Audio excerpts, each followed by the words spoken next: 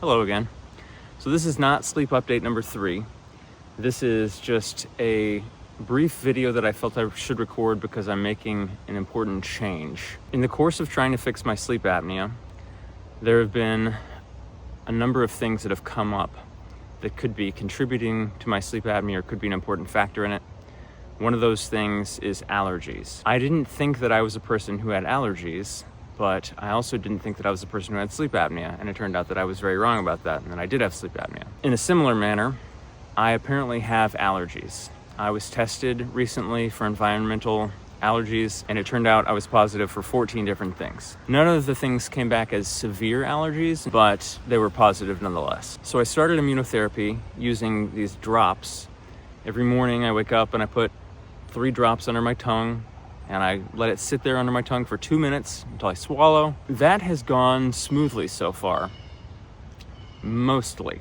The way that I'm told this works by my allergist is that there's not going to be any benefit from immunotherapy for 6 to 12 months. You might remember from sleep update number 2 that I was going to expand my maxilla using FME, the Facegenics Mid-Face Expander. I did that, and it went well, and I got nasal breathing benefits. However, as the months progressed, the nasal breathing benefits seemed to regress somewhat. My nasal breathing did not end up back at the level that it was before I expanded. Thankfully, it's still better than that, but it's not as much better as it was during the process of expansion, especially toward the end of the process of expansion. At the same time, I often have experiences where I think to myself, maybe I have a mild cold right now because I've got a little bit of postnasal drainage. I feel like I have a little bit of swelling in my turbinates. My nasal breathing is not as good as I would expect it to be right now, given that I expanded and I've gotten a septoplasty and a turbinate reduction, and it seems like my nasal breathing should be better than it is right now.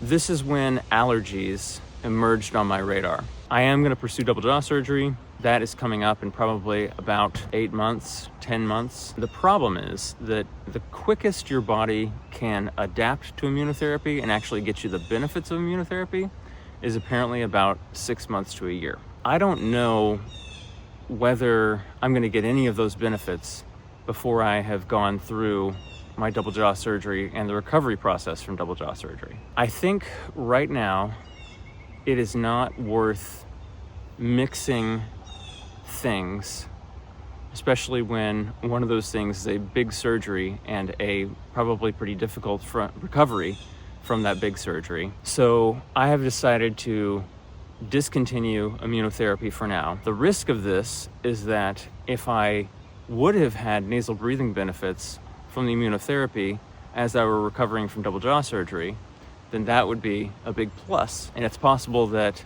if that timing had worked out, I would have had the full benefit of all of this stuff all at once during my recovery from double jaw surgery. However, I'm not feeling confident that I'm going to be lucky enough to have all those immunotherapy benefits right at the point of my double jaw surgery or during that recovery period afterward.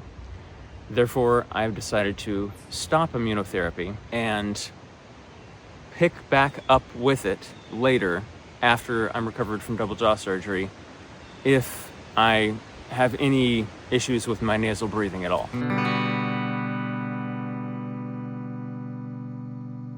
Car Ryan here. So it's kind of hard to explain why I'm stopping immunotherapy right now. One thing that I've noticed is that ever since I started immunotherapy, even though I'm not feeling worse during the day for the most part, like I don't feel like I put the drops under my tongue and I suddenly have allergy symptoms, right? I have noticed that when I do my weekly ketamine sessions, since I started immunotherapy, they seem to be less effective. That's a big deal for me because these weekly ketamine sessions are largely what's keeping me sane and in good spirits while having untreated sleep apnea and sleeping poorly and being chronically sleep deprived for years on end. Ooh, chipmunk. In addition, I have noticed that sometimes I just feel a little slowed down, a little like I'm dragging more lately than I had been dragging. I think what's happening is I'm having very subtle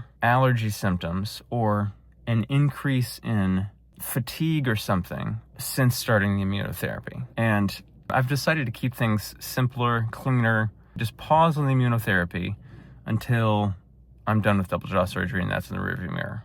2 weeks later. It's been 2 weeks since I stopped immunotherapy, and in that time, it does seem that my ketamine sessions are back to their original efficacy, so that is good. I guess I'm just going to put off immunotherapy until after double jaw surgery.